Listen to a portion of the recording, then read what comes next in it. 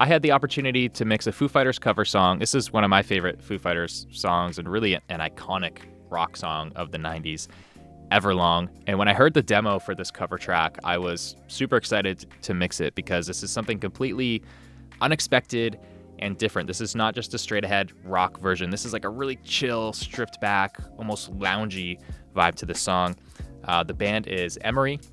So in this video, I'm going to explain how I mix this because it's very different from a lot of the heavier metal and rock stuff that I usually show on this channel. So let me give you just a little taste of what the track sounds like, and then I'll dive in and go instrument by instrument what I did in the mix.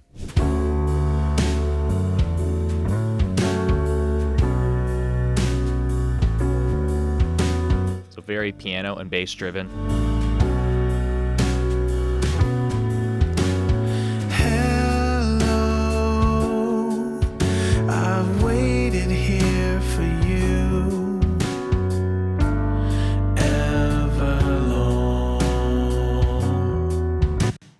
All right, let me give you a taste of the pre-chorus and chorus. I'm over my head, out of her head she sang.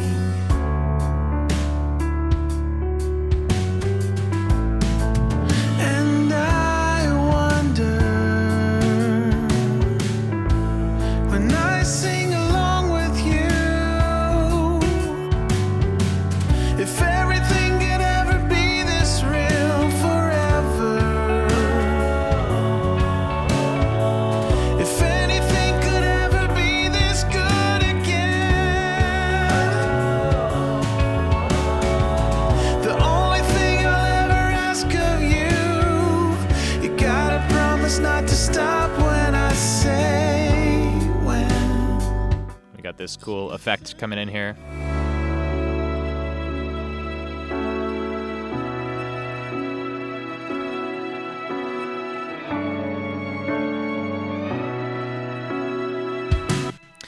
Okay, so people often ask me, what if you're mixing something that's not aggressive rock and metal? Do you still have the same approach? And the answer is emphatically, yes, I have the exact same approach. I just end up pushing things a little less far than I would in a metal track. For this track, I'm thinking warm, smooth, full, a little darker, but I still want like a really nice, clear, upfront, present vocal. And although I want it to feel mellow and chill, I also don't want it to sound weak or out of place compared to other modern records. So that's what's going on in my mind as I'm starting this mix. But I load up the tracks, name them, sort them, and then import my mix template right away on top of all the tracks. So the drums, bass, guitars, vocals, they get my default chains right away. Hey, real quick, I've got a free download for you. It's my mixing cheat sheet, and it outlines all of the go-to starting points to use for EQ and compression for each track and instrument in your mix. So even as you're watching this video, the frequencies you're seeing me boost and cut and the styles of compression that I'm using throughout the track here, this is not random. This is not different in every mix I do. There are certain key areas that just work over and over again. And a lot of people download this cheat sheet and they email me saying like, dude, this made my mix sound twice as good in a matter of minutes just from implementing what you have outlined here. So you can grab it for free. It's at mixcheatsheet.com, or there's a link below.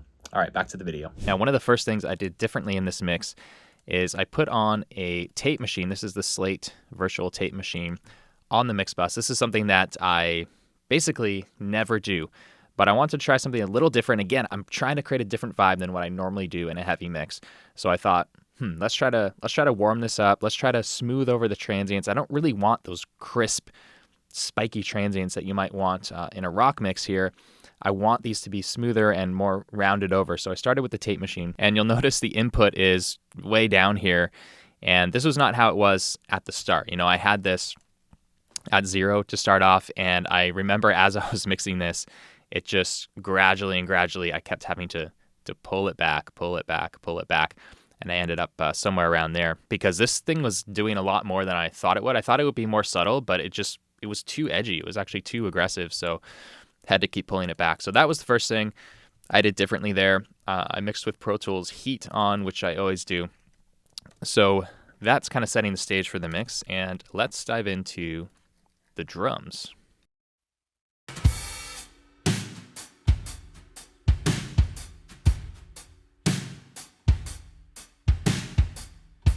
Okay, so that's the drum sound there. So let's look at the kick drum. I ended up using a kick sample, and it's mixed about evenly with the live kick. So here's the live kick, raw.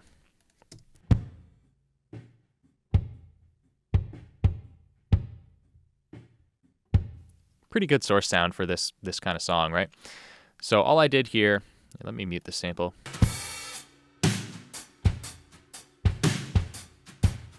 Didn't add any top end to it. Sucked out a lot of about 1K, just below that, 950, and sucked out a lot of 300 and added a whole bunch of bottom end sub. I want to have that nice, warm, kind of woofy push to it.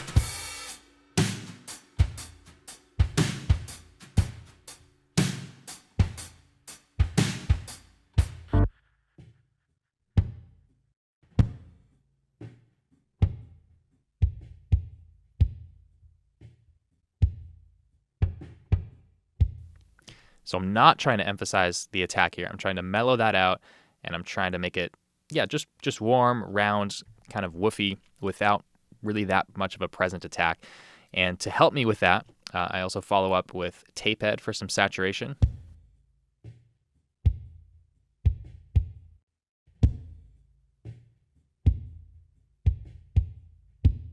And this is kind of just generating some upper harmonics to just fill out the kick and make it more audible on small speakers and take up more space in the mix.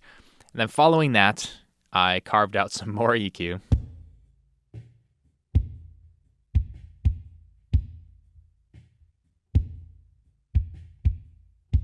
So here it is, off and then on in the context of the mix.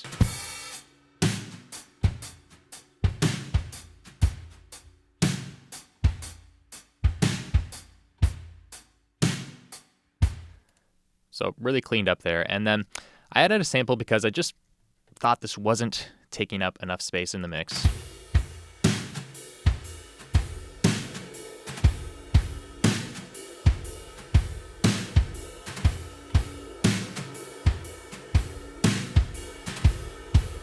So just a sample that had a little more of a controlled lower mid and just helps add a little extra punch here.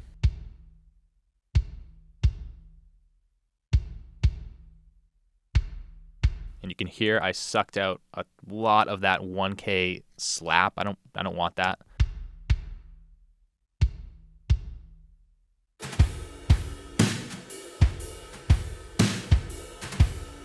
Okay, so that's the kick. Now let's move on to the snare. And I did add a sample on the snare too, but it's really low in the mix, as you can see here.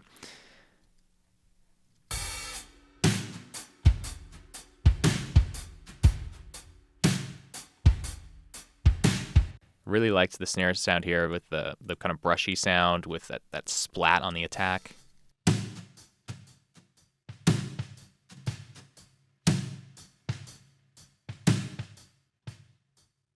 So just a simple gate to start it off. Here it is without anything.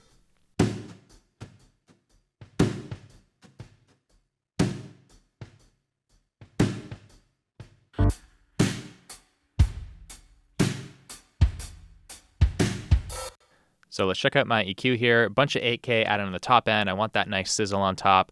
Little 3K to help it cut through the mix. Sucked out a lot of that kind of nasally, woofy mid-range that you can hear. It's around 600. And then added a bunch of low end at 200. And we're compressing a little bit here as well.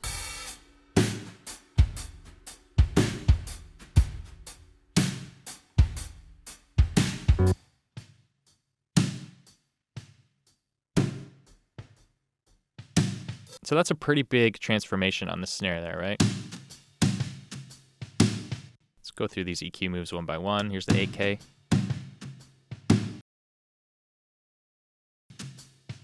Definitely necessary. Here's the 3K.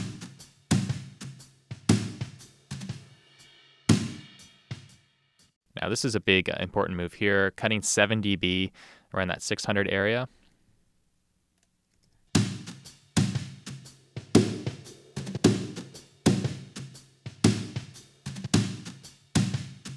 And then the low end boost.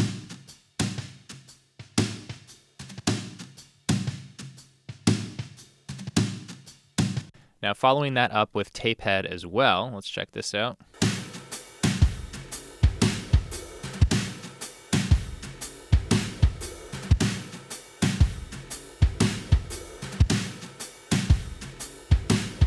So that's adding some thickness. It's rounding off the transient a little bit.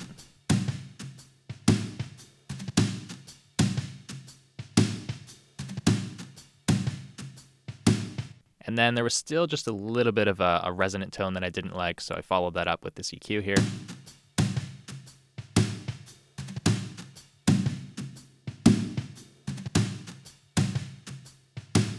That's the snare top, and if we add in the snare bottom,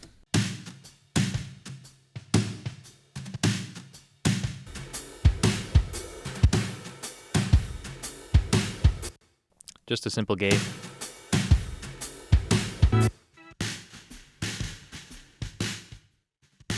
Helps tighten it up because there's a lot of bleed there.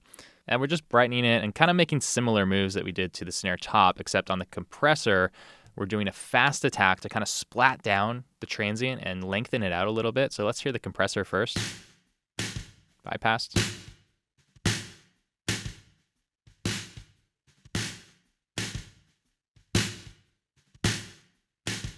So you hear it, how instead of just being a quick transient hit there, it's more of like a like kind of splatty, squashy sound, which is great for this. Adding some top end at 10K. Some more at 5K. Cutting out some of that 800, 900 hertz garbage. Very papery, plasticky sound. And adding a little bit of bottom end there. So because of the vibe of this song, that snare bottom is really adding a lot of tone and character.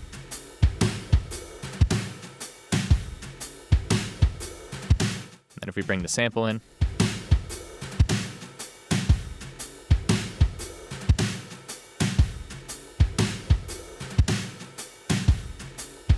it's really not doing a whole lot.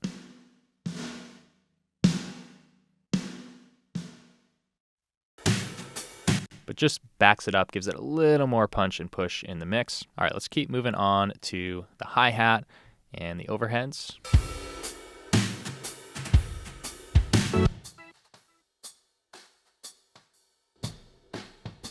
So you can hear without this EQ, the hi-hat mic has a ton of bleed.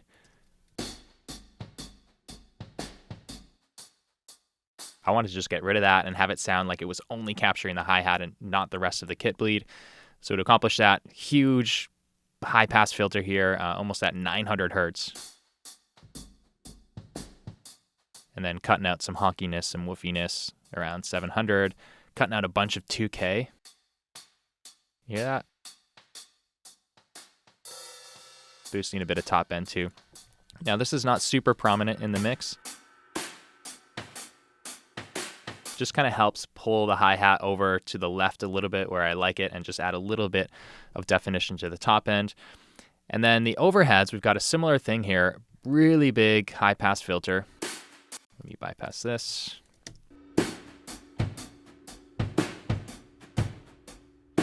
That's raw. Here it is with the EQ.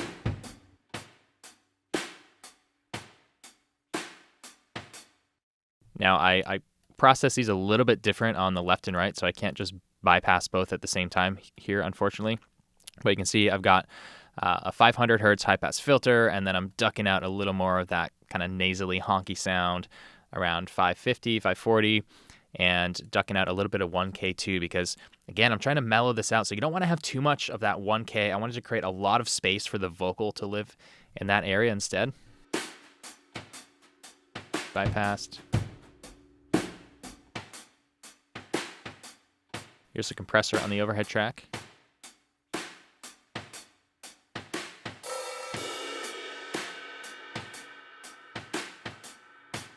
So I like what this is doing. Two things. Number one, you'll see that it's really quickly ducking down. It's got a fast attack and a fast release. So the snare transients, it's really pushing down, and it's kind of making those, again, a little more splatty, a little less of just this short, quick transient hit, and a little longer, more squishy sounding.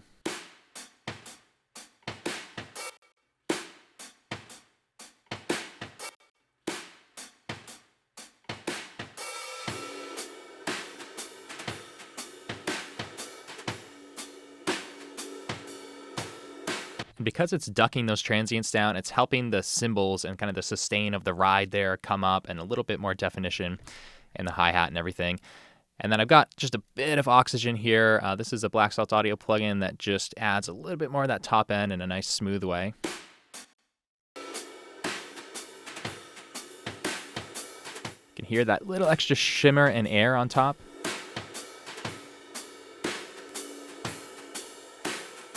Really nice. Now the room track, I didn't really like.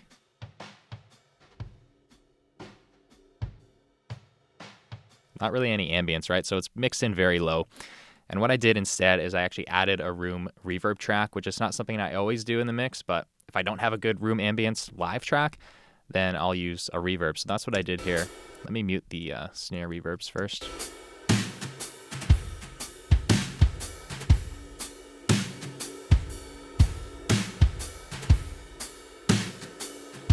And I'm just sending the entire drum kit mix. So this is my drum bus right here.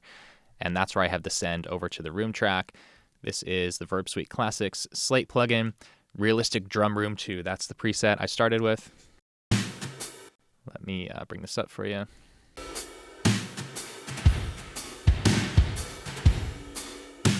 So it's kind of realistic. They always have this plasticky kind of mid-range and top end, which I don't like on reverbs, but they all sound like that. But I just mix it in enough to fill out the space, add a little bit of ambience to the kick and snare.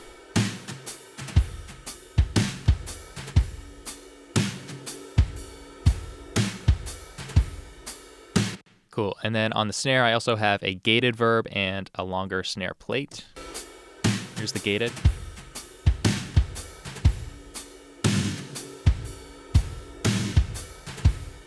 Obviously, I have that just tucked in a little bit.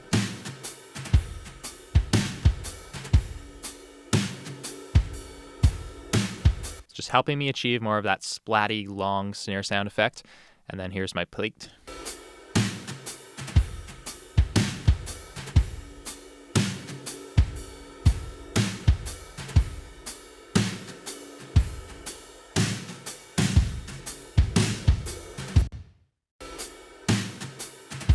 Here's without any of the reverbs. And with.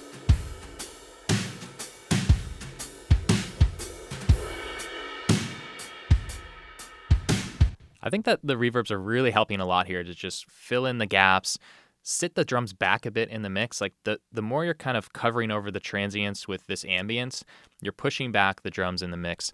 So that's what I wanted to achieve here. Now on the drum buses, we do have a parallel crush compression bus like I always have as part of my template. And on the drum bus itself, let me just go ahead and mute the parallel bus. All right, let's go through these. So we've got just my regular SSL bus compressor.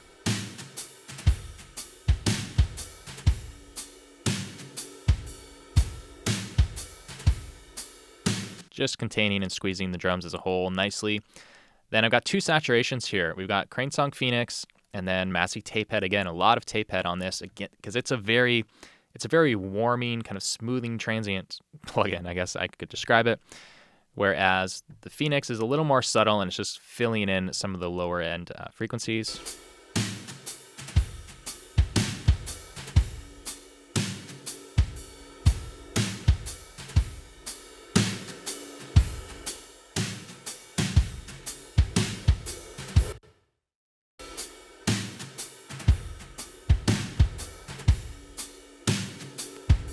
So this is something that's different. I normally wouldn't have tape head on a drum bus. It's pretty aggressive in what it does. But in this case, I've got it set to normal mode, which is dark. You'll hear how it gets darker. It's like a whole EQ curve that kind of lays off the top end a little bit and smooths over the transients, pushes them back.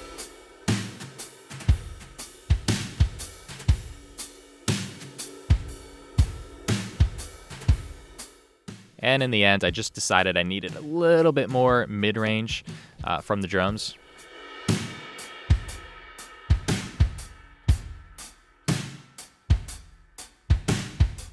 They just sounded a little scooped overall. This is something I would have added towards the tail end of the mix as I'm kind of checking against references and finalizing everything. Now here's the parallel bus. Typical approach here.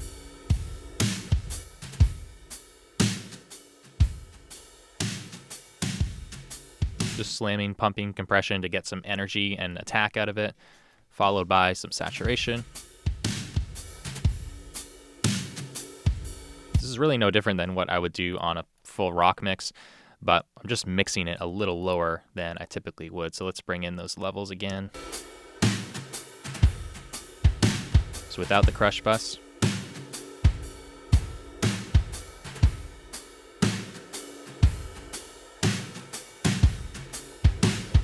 Calm down and waste away with. So if you're familiar with any of the other drum mixing videos you've seen on this channel, this is a very similar approach, similar frequencies that I'm attacking here, similar compression styles. It's just they're pulled back a bit. I'm not trying to emphasize the top end on the kick, you know, and I'm not trying to have too much of a slamming attack. I'm warming over the top end with these tape saturation plugins, trying to hit that middle ground of being strong and having enough weight without sounding out of place as like, wow, these drums are way too aggressive for this song. And that's something that really bothers me on a lot of mixes that I hear these days. I think people are so insecure about not having the most aggressive, like slamming kick and snare sound, especially if they're used to mixing rock and metal, that when they mix a track like this, they just go way overboard with that. And I think you've got to have some taste, right? You've got to be able to know where the drums should sit in a mix like this. So that was my goal when mixing the drums. So let's move on to the bass. And the bass plays a pretty significant role in this song. It's kind of having a nice loungy feel bass line throughout.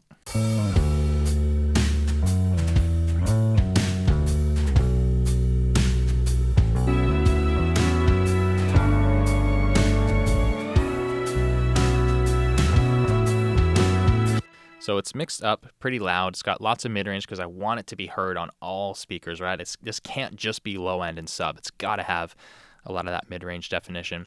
So let me bypass the entire chain here.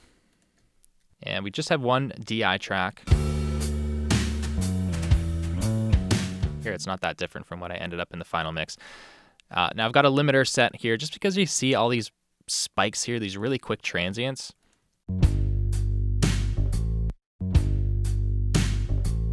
I just wanted to trim those off a bit on the source track before it went into my full bass processing chain, just so the compressor is not reacting too hard against that. Okay, then EQ, not much really, just adding a little bit of 1K here. Solo it for you.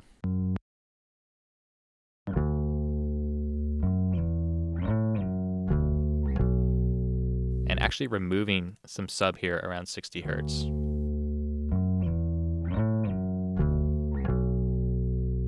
So very subtle EQ there. Here's the compressor. This is very subtle too. So this is another example of where I've brought my mix template in where it always starts with the EQ with this as, CLA 76 compressor. And the difference here is that I've sped up the attack a bit because I'm trying to squish down these initial transients of the finger attack, but it's not working hard. I had to keep pulling it back because I didn't want to hear the pumping and compression effect of the bass. I wanted it to be loud and present in the mix, but it was already played pretty consistently. So I ended up with just kind of tickling the compressor here.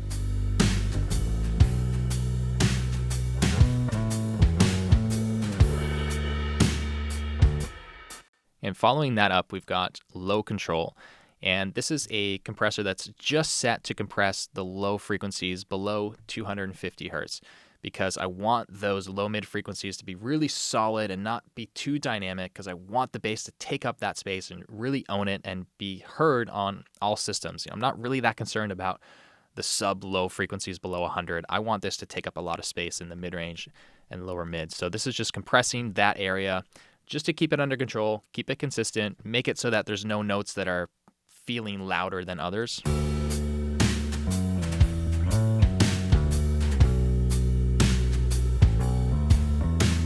And then this enhancer is just adding some more harmonic content so it takes up more space on smaller speakers.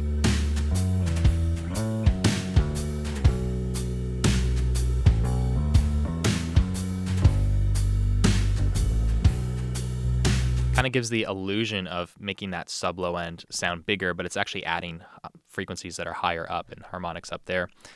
Tape head again, I've got this all over the place.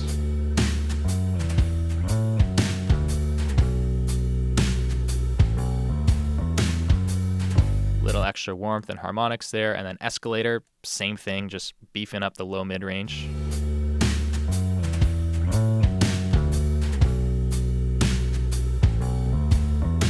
That one's a little more aggressive. And then L1 is just catching the peaks. Barely doing anything here. Just on the loudest strums there. So there's the bass. And again, it's if I play the whole track here and disable the entire chain and then bring it back.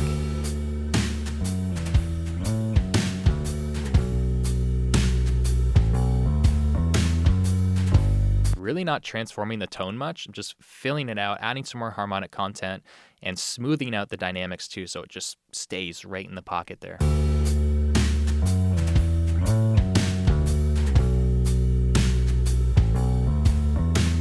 Let's move on to the piano now. And like I said, this is kind of with the bass, one of the really important tracks in this mix.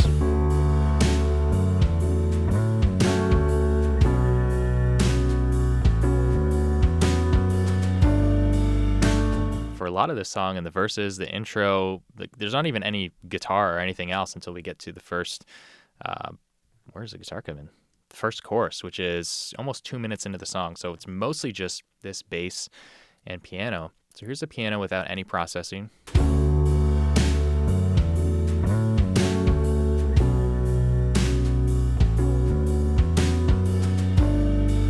So this is the feature instrument of the song. Like, this has to be more present. It has to come more up front. So here's how I accomplish that.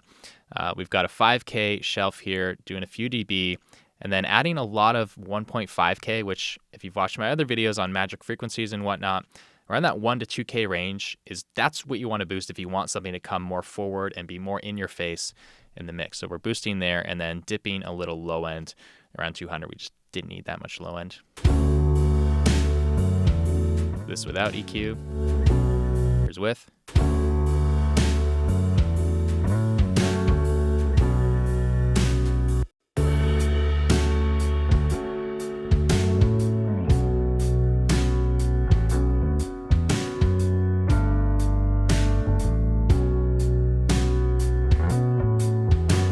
So just bringing the piano a lot more forward and closer to the listener with that. And the compression is helping achieve that same effect here.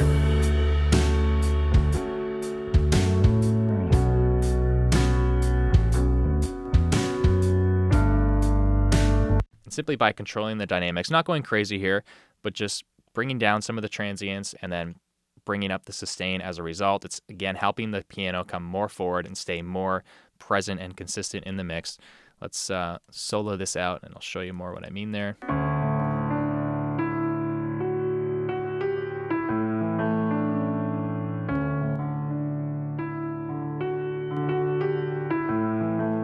And the way it's attacking transients too, it's a fairly fast attack on this compressor, but it's still having the effect of making it sound like he's hitting the piano a little bit harder.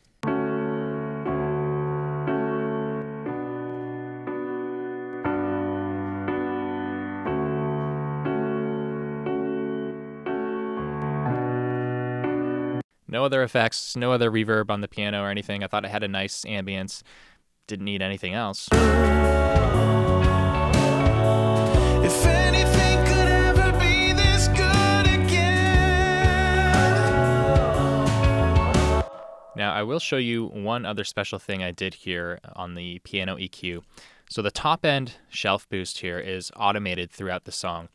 So what's happening is, where I need the piano to come up more up front and take up more space and be more of a focal point, I've boosted that a little more.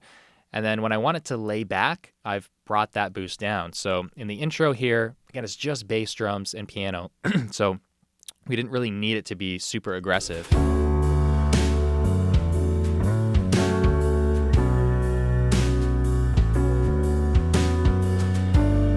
Now, when we get to the first pre-chorus, where we have that kind of, I don't know what to call it, that synth string thing. And she sang.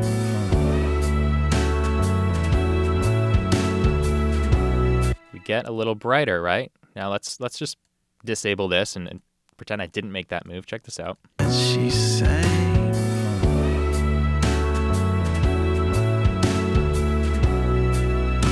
Now with it. And she sang. song's kind of building in energy, right? I'm trying to build that. And you can see that overall, like even though it kind of comes up and then dips back down, this high end boost, it's overall kind of on an upward trajectory. So the energy is building throughout the song. So we bring it up a little bit in that pre-chorus when there's no vocal. When the verse comes back in, we dip it back down, but it's still a little higher than before. Come down and waste. Pre-chorus, it comes up, and then chorus, it comes up again. So right there, the vocal drops out, and that piano line is the riff, right? That needs to be in focus, so we've made it a little brighter.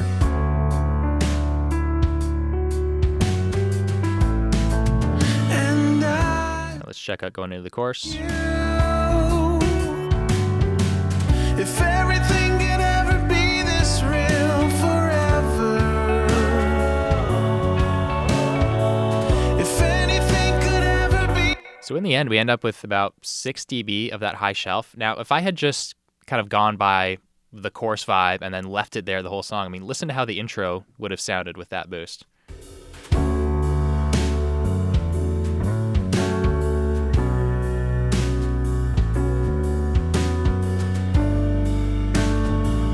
It's just a little too much. It's a little too bright. We need this to lay back and be chill.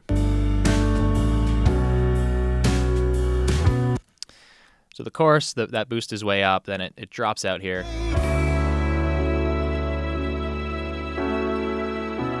Want to create that contrast from the big chorus, and then it's sucking back, and then it's going to come back in here when the band kicks in.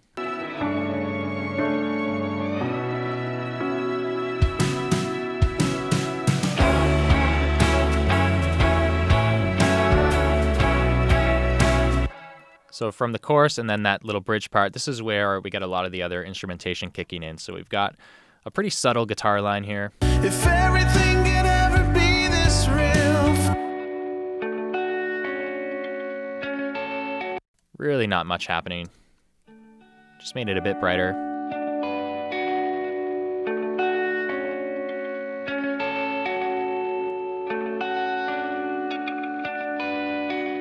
I really like this LA3A compressor, especially for guitar parts like this, where, listen without it. I don't know, there's just something that just sounds amateur to me, where we just have these clean, kind of plucked guitars, and with this compressor, it just squeezes the transients, and it kind of makes it obviously more consistent. It's compressing the dynamics, but it just gives it this polished sound.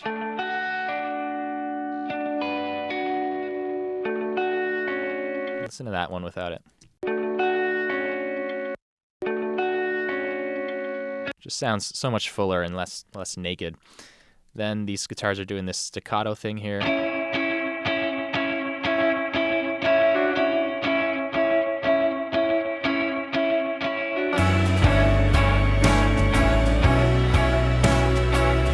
And then we've got this string synth. So what I did here is actually backed off some of the high end and mid range because I found it a little harsh. Check this out.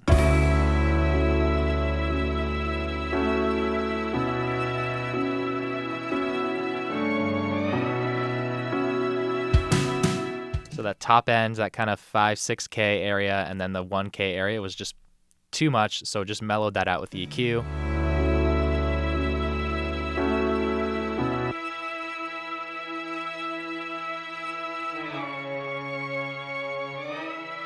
That's it, no compression, and then I've got a delay here.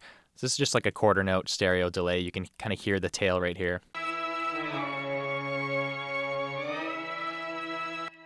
It just lengthens it and kind of helps how they split up the recording of these two notes. It helps blend those together.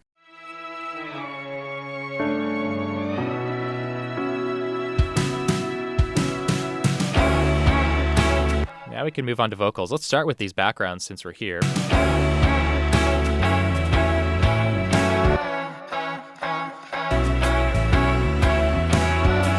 I'm kind of treating these more as an instrument and blending them with the guitar because they're kind of doing the same thing.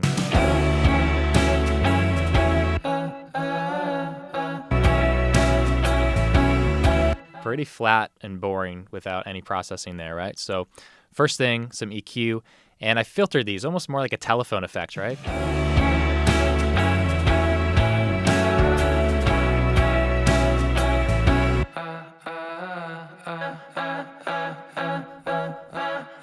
So getting rid of a lot of low end, filtering out some top end, and then just boosting up the 1 to 2K area for that mid-range telephony effect.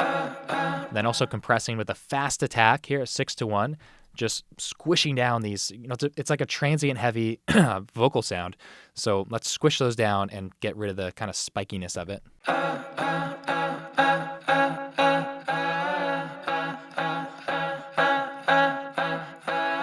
So it's really smoothing it out instead of being like, it's more of like, right?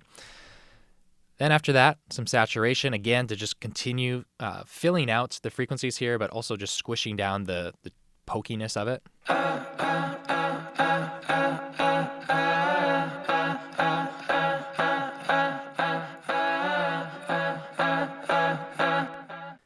Now I do have some delay similar. It's actually the same delay send I'm using on that string there. So just a quarter note delay and a quick slap back delay.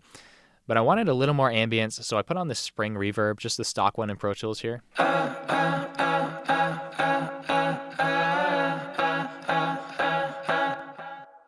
me mute the other effects just so you can hear this one.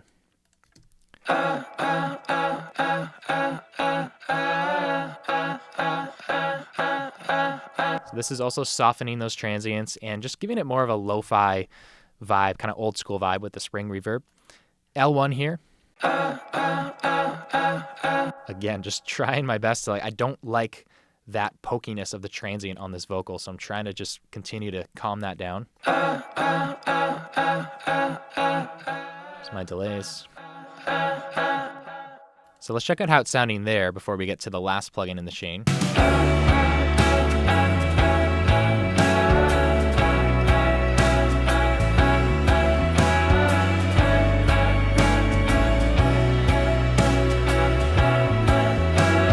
It's much better, taking up a lot more space, a lot more exciting. Check out what this plugin is doing, little altar boy.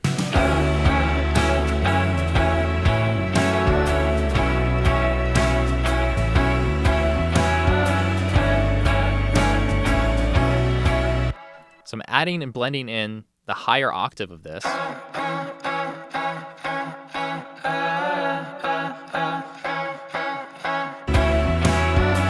Just helping it sound a little less like just a straight kind of low-pitched vocal, a little more like an instrument.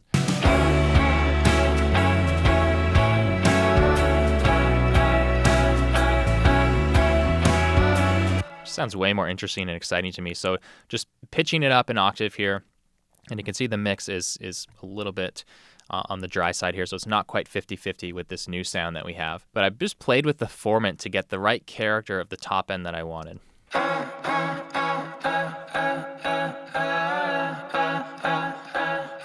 So there we have a little bit of the higher octave, but it's not poking through enough.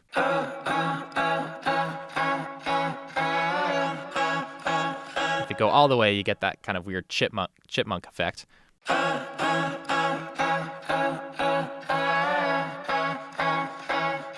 So right around 5 there is kind of where it starts changing from sounding like an actual person singing the octave to sounding really fake and robotic. And that's kind of where I found the sweet spot of what's going to kind of bring it forward in the mix and give it that interesting sound without sounding totally like a robot. That's not good, right?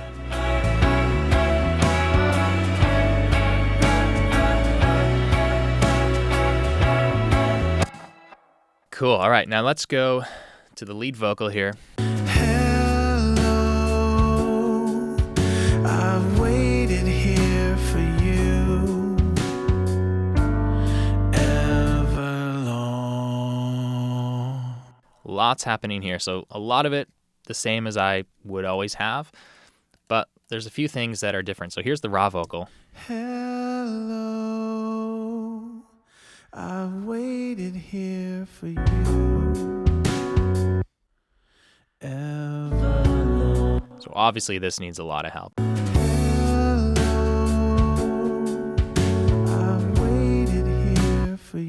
So first thing I noticed about this vocal is it's got a ton of low end. So this is something that I only pull out in these cases on a vocal. So right here, like you saw in the bass, we're compressing everything below 250. So all of that kind of like really boomy, woofy low end. It sounds like a lot of proximity effect there on the vocal. I want to tame that, but I don't want to just suck it all out with EQ. In fact, I probably tried that first in the mix, but it was too, there are parts where he's singing louder and he's pulling back from the mic and the low end isn't there, or that low end buildup isn't there. And so I didn't want to thin out the vocal too much by just filtering or just EQing it out. So a multiband compressor like this is going to help compress that low end when it needs to be compressed, but also leave it there when it's, you don't need to cut it.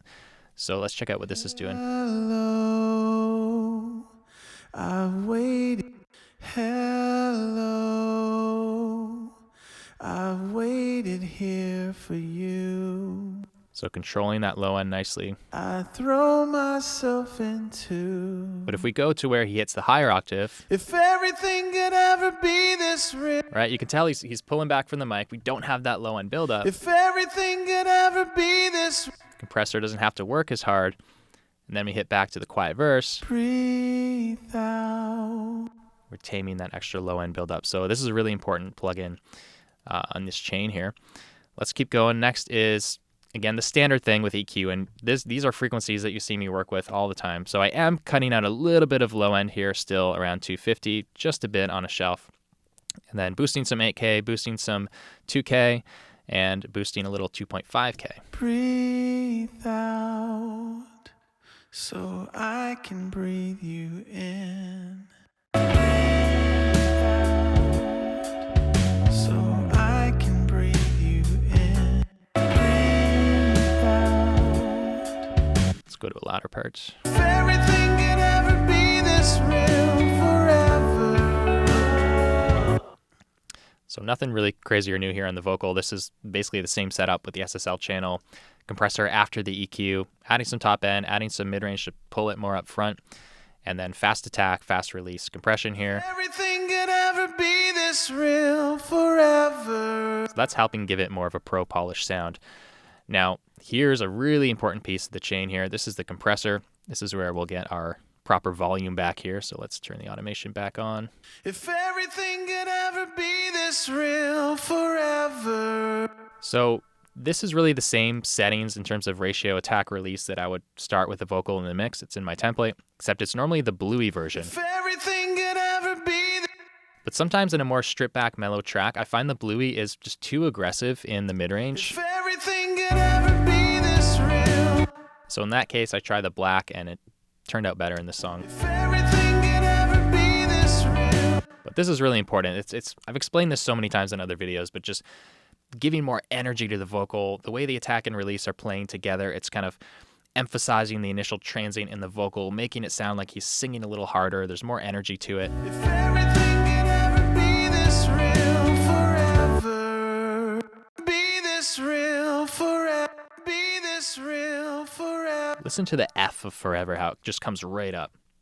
Be this Bypassed. real forever. Be this real forever.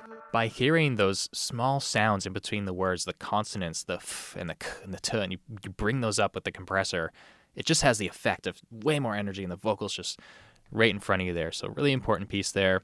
Just de-essing here. Be this real forever. And, obviously, I mixed this song before releasing my own de-esser plugin. Be this real forever.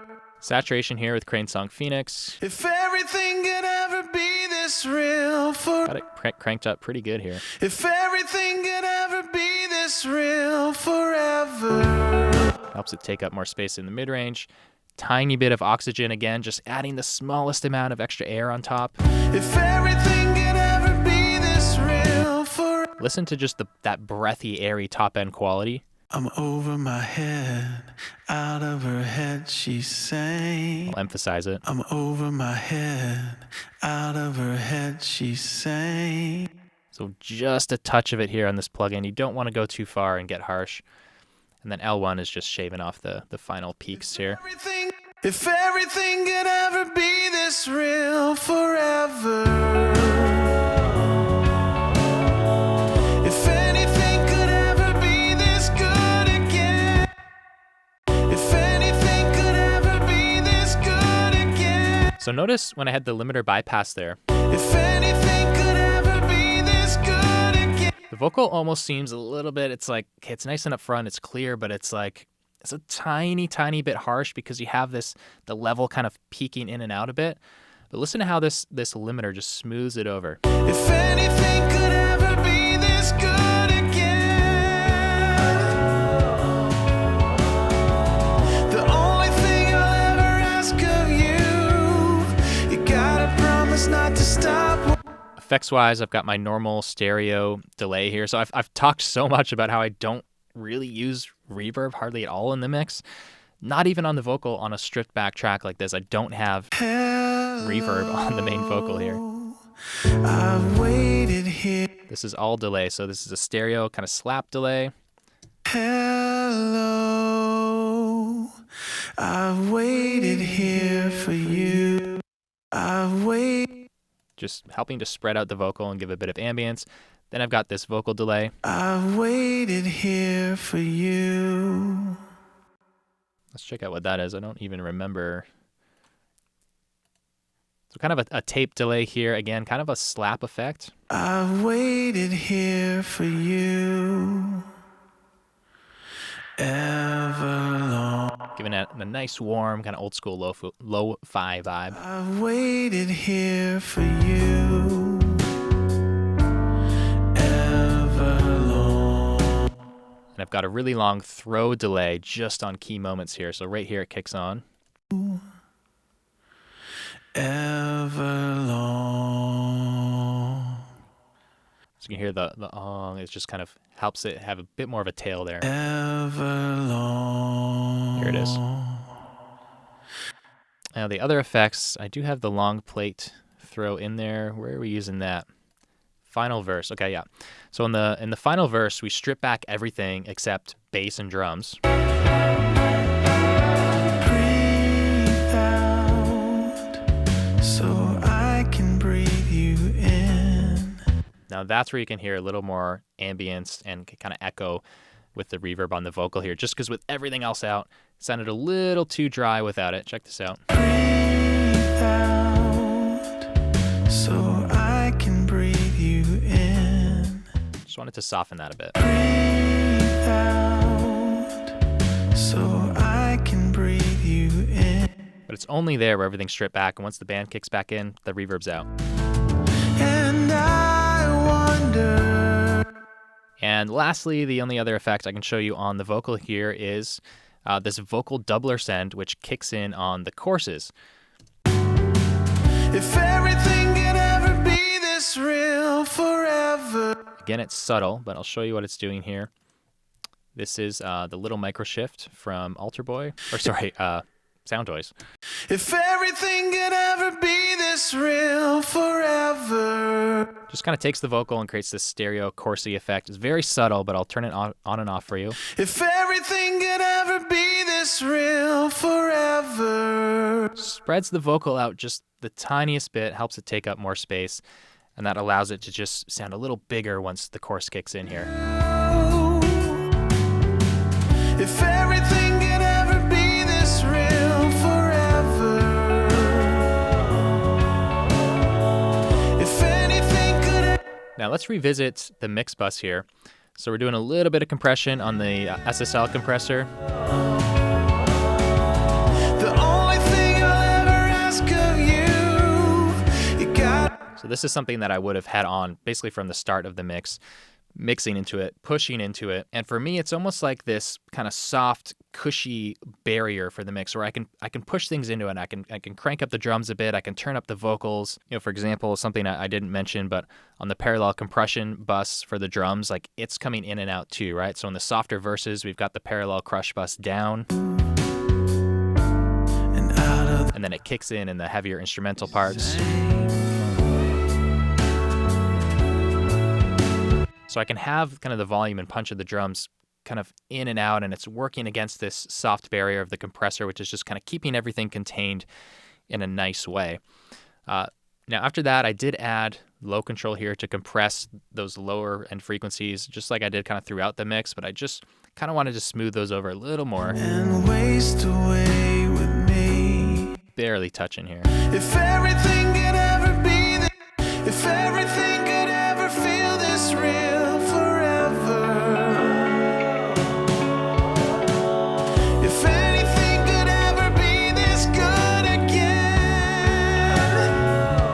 subtle change there. Now let's hear it with the tape machine on and off. If everything could ever feel this real forever. So you see what I mean about it doing a lot more than I thought.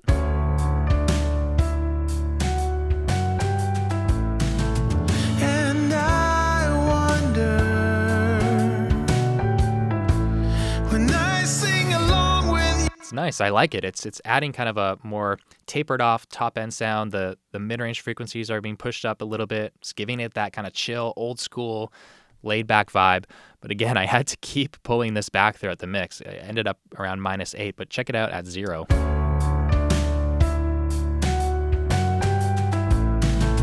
And I wonder.